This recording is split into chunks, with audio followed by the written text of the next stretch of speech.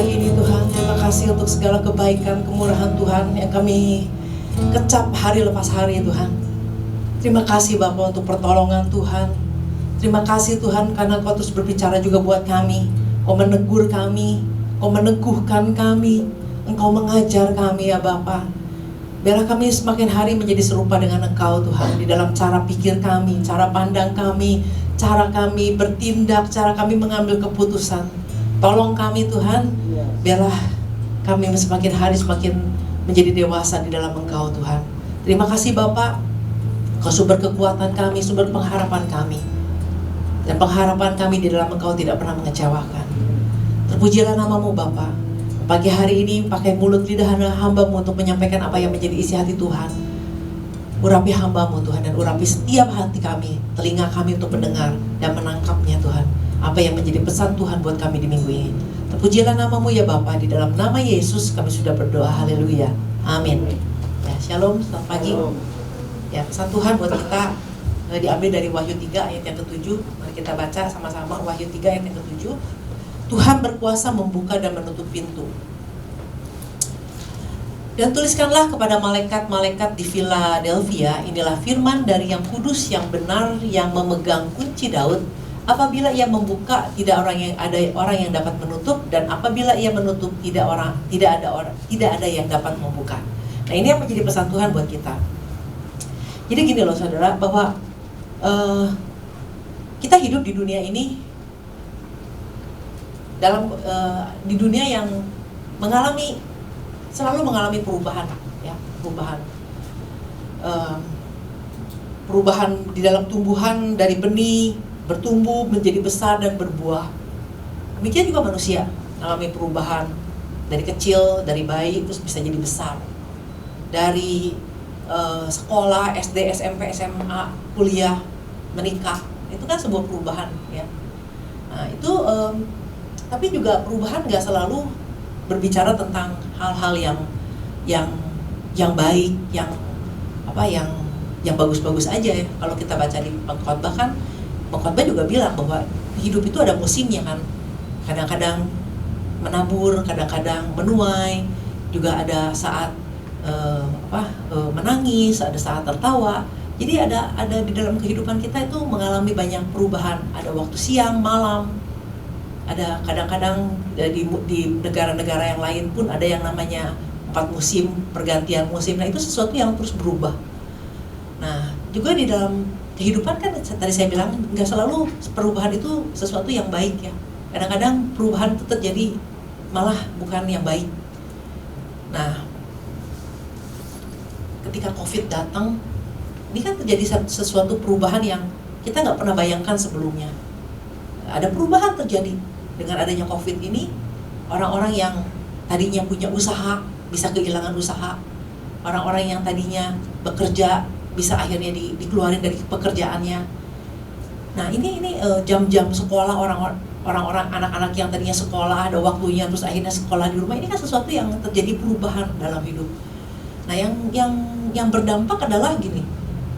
Yang berdampak adalah ketika berurusan dengan keuangan ya. Kadang-kadang yang namanya tadinya punya penghasilan tiap bulan terus akhirnya nggak ada penghasilan juga sesuatu yang berdampak buat banyak orang ya. Orang akhirnya bisa mengalami kerugian, mengalami yang namanya kehancuran, sampai akhirnya mentok, sepertinya nggak ada pertolongan, pintu tertutup dan sebagainya. Itu banyak hal yang bisa terjadi. Itu baru soal ekonomi, belum soal yang lain pun juga bisa sampai di tahap yang namanya rasanya udah nggak ada pertolongan Tuhan. Nah, tapi dengan pesan Tuhan ini kita diingatkan bahwa kita punya Tuhan yang berkuasa. Dia bisa buka, dia bisa tutup, dia juga bisa buka gitu. Nah, artinya inilah Tuhan kita yang mengingatkan kita bahwa melalui pesan ini bahwa Tuhan tetap Allah yang berotoritas atas kehidupan kita. Nah, tapi yang jadi problem adalah gini. Ketika menghadapi sebuah situasi yang akhirnya kayaknya semua jalan tertutup, pintu tertutup. Nah, orang percaya itu ada dua reaksi ya. Ada yang reaksinya langsung ada dua respon ada dua tipe manusia waktu menghadapi situasi. Mereka bereaksi. Nah, bereaksi itu artinya gini, aduh, langsung panik, langsung takut, langsung khawatir, langsung kecewa sama Tuhan, langsung katanya Tuhan gini, dan banyak hal-halnya. Mulai dengan reaksi, kadang-kadang orang bisa salah di dalam berkata-kata, langsung mengambil keputusan yang salah, mengambil tindakan-tindakan yang salah yang akhirnya merugikan diri kita sendiri juga. Nah, ada juga yang ketika menghadapi situasi, meresponi situasinya dengan cara yang benar. Jadi orang percaya itu juga bisa bereaksi, bisa juga meresponnya dengan cara yang benar, yaitu dengan apa? Dengan cara datang sama Tuhan, dengan cara tetap percaya sama Tuhan. Nah, contohnya gini loh, ketika keluarganya Ayub ngalamin persoalannya, itu kan tiba-tiba terjadi kan. Rasanya kalau udah kematian, rasanya semua pintu tertutup. Mana mungkin ada orang mati bisa bangkit lagi gitu kan. Rasanya udah semuanya hilang, semuanya dalam satu malam semua kehidupan dia berubah. Nah, orang tuh ketika menghadapi situasi sulit bisa jadi korban dari situasi, atau dia bisa menjadi sebuah titik balik untuk mengalami kemenangan di dalam Tuhan. Nah, waktu ngalamin itu Ayub, Alkitab mencatat bahwa Ayub gak salah dengan kata-katanya. Bahkan dia berkata bahwa kepada istrinya, apakah engkau hanya cuma mau terima yang baik aja dari Tuhan? Nah, jadi artinya Ayub, Alkitab mencatat tidak salah dengan kata-katanya, tapi berbeda jauh dengan orang yang dengan istrinya yang langsung bereaksi, langsung ngamuk. Dan Ayub melihat istrinya seperti orang gila. Bayangkan waktu itu dia reaksinya seperti apa sampai Ayub bilang, kamu kayak orang gila. Berarti marahnya udah kayak apa, dan ngamuknya udah melakukan hal-hal yang betul-betul salah. Dan akhirnya dia bilang, Ayub, kutuki Allahmu. Nah, ini dua tipe orang percaya yang bisa ketika menghadapi sebuah situasi sulit bisa seperti itu.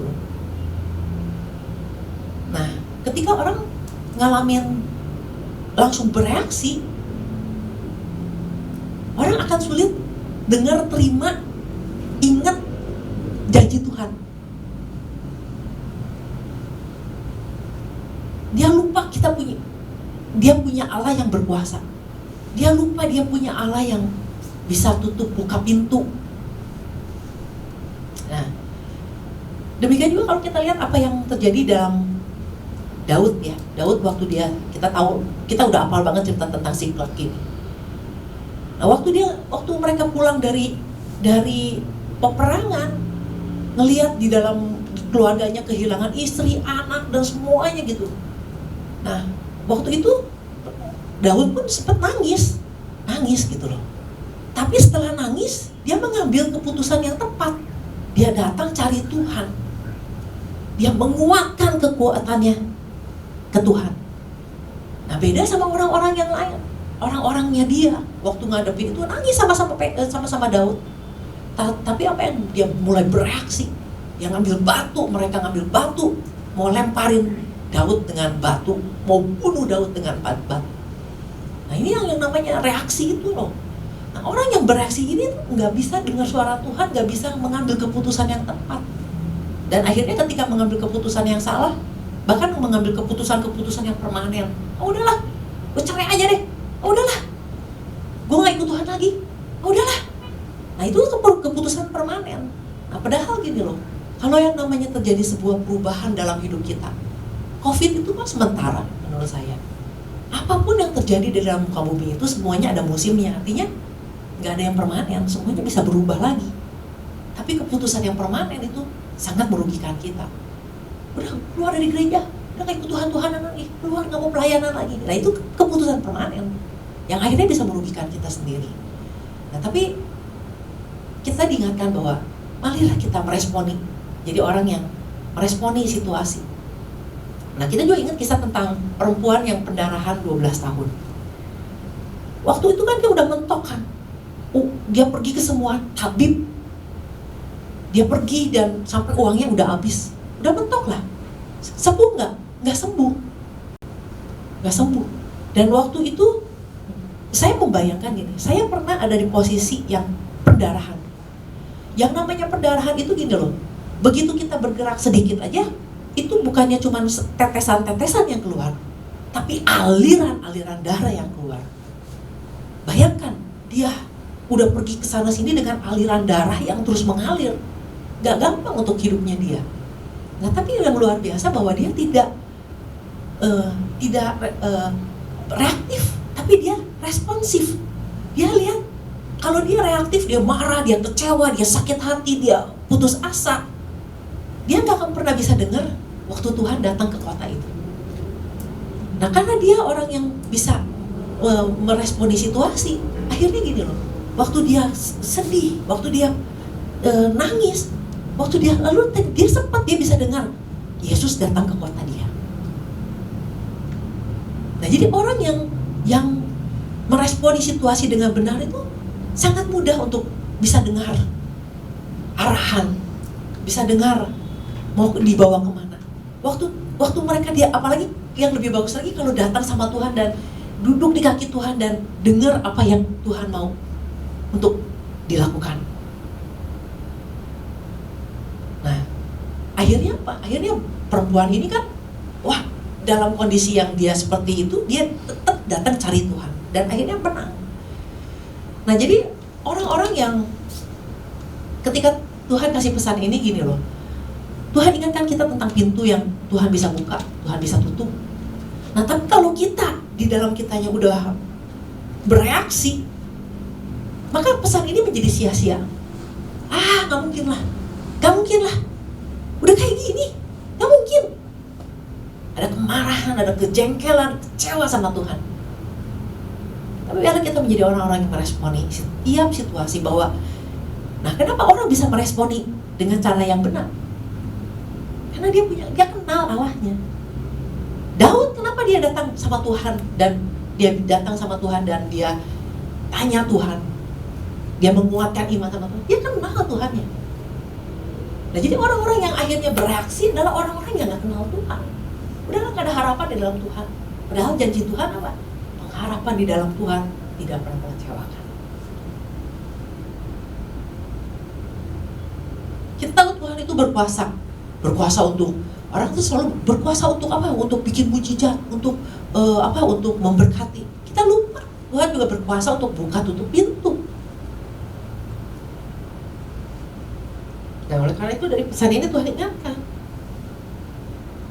untuk tetap punya pengharapan di dalam Tuhan, tapi dengan catatan gini, jangan bereaksi, tapi biarlah kita meresponi situasi dengan benar. Nah,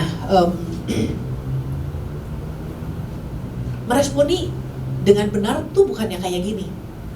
Waktu ngadepin masalah, tantangan, pergumulan, wah rasanya udah mentok. Nah, terus kita bereaksi dengan benar gini. Ya udahlah, udah emang ini mah rencana Tuhan. Ya udahlah, memang ini mah kehendak Tuhan.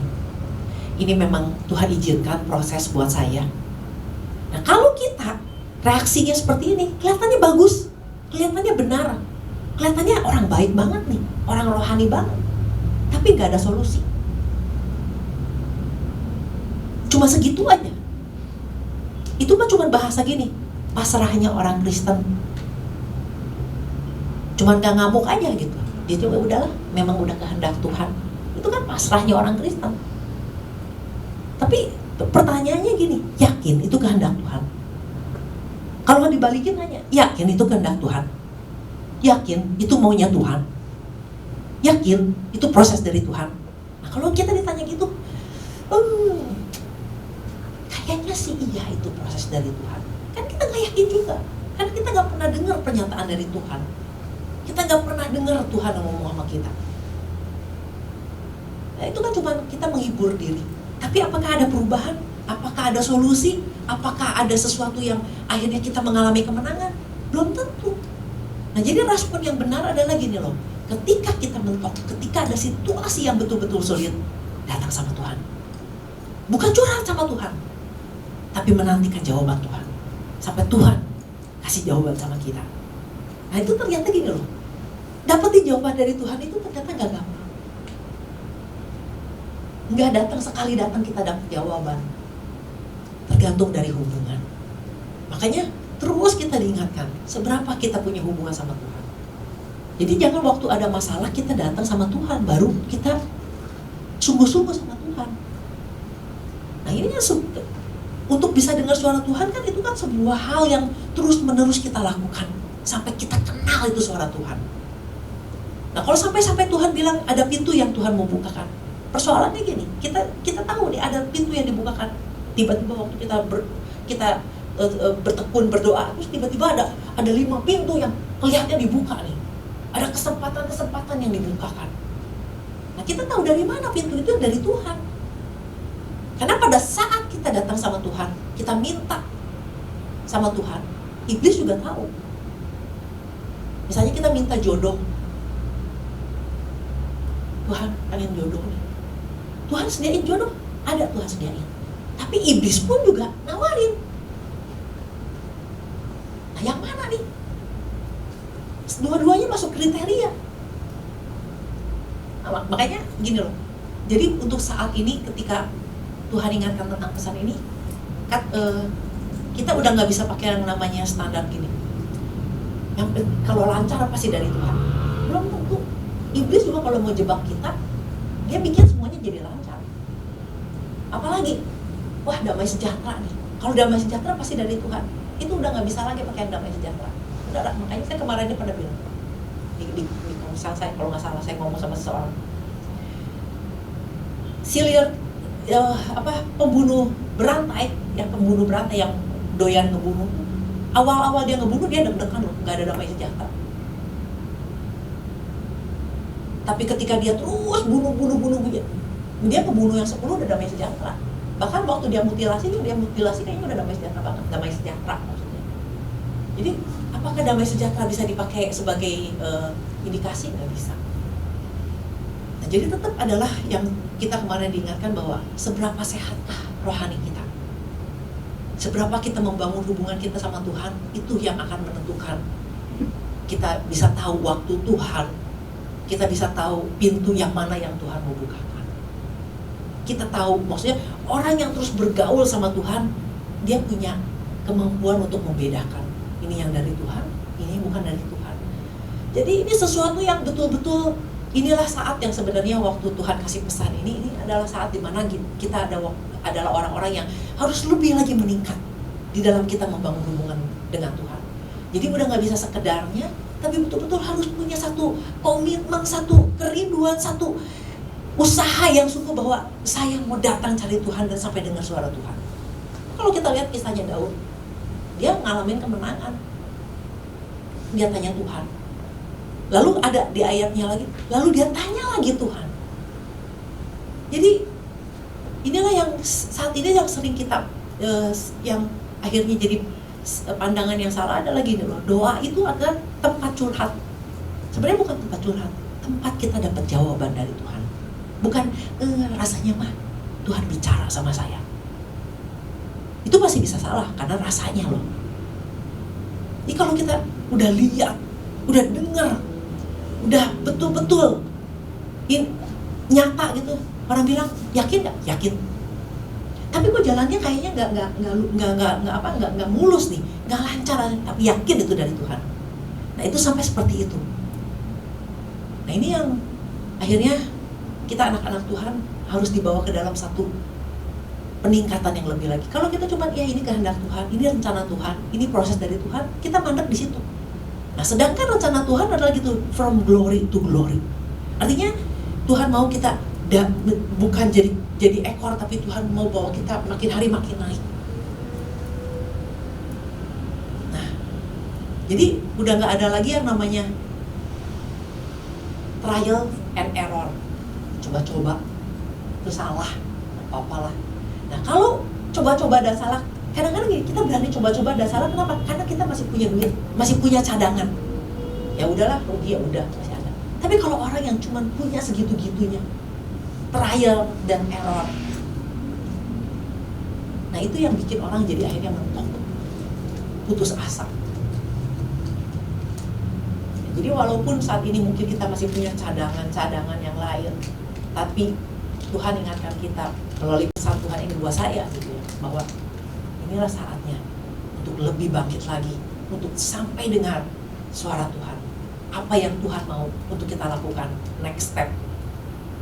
Tutup yang ini, Tuhan buka jalan, Tuhan kasih kesempatan yang lain. Nah tapi yang mana nih? Karena waktu kita ngadepin ketika kita berdoa, iblis pun nawarin lagi. Jadi artinya membangun hubungan dengan Tuhan terus menerus, serius sama Tuhan. Nah memasuki musim yang baru ini, pesan Tuhan ini betul-betul harus menjadi satu prioritas buat kita. Jadi udah gak bisa main tebak-tebakan lagi. Nah kadang-kadang kan suka gini, kesaksian, wah ini dari Tuhan, Tuhan tolong. Ternyata gak berapa lama kemudian, bleng, ternyata kacau hidupnya. Nah makanya kadang-kadang pertolongan dari Tuhan kah? Atau bukan dari Tuhan, kita juga gak tahu. Tergantung dari hubungan kita sama Tuhan. Jadi melalui pesan Tuhan ini kita diingatkan bahwa Yohanes 15 ayat yang kelima dikatakan bahwa di luar aku, waktu kita gak terhubung sama Tuhan, waktu kita gak terkoneksi sama Tuhan, waktu kita gak punya keintiman dengan Tuhan, kita ini sebenarnya gak bisa apa-apa loh. Jadi artinya kalau kita gak bisa apa-apa, selama ini kita berjalan dengan apa? Dengan cara kita, kekuatan kita, dengan coba-coba, semuanya kita.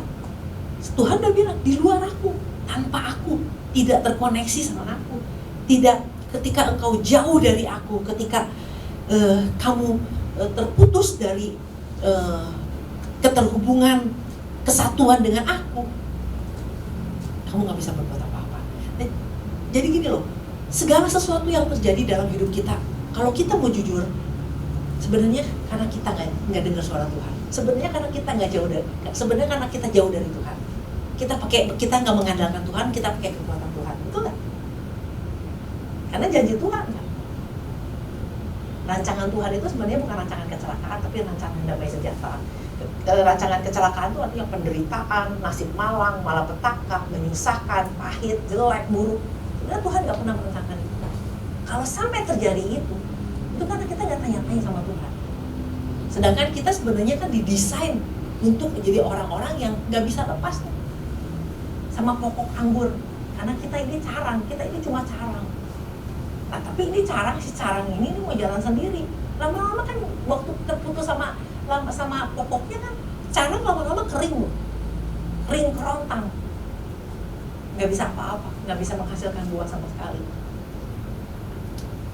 Oleh karena itu biarlah kita udah berapa hari ini kita dengar pesan Tuhan ini, saya tambahkan ini, dan kita belajar bersama-sama menjadi orang-orang yang punya satu kehausan, komitmen yang lebih lagi untuk datang sama Tuhan, cari jawaban dari Tuhan, bukan cuma sekedar jago nanya, tapi betul-betul dengar jawaban dari Tuhan, bukan yang nanyanya sedikit-sedikit, tapi harus jadi orang yang sedikit-sedikit tanya Tuhan dan Tuhan jawab. Demikian firman Tuhan, sampai kata.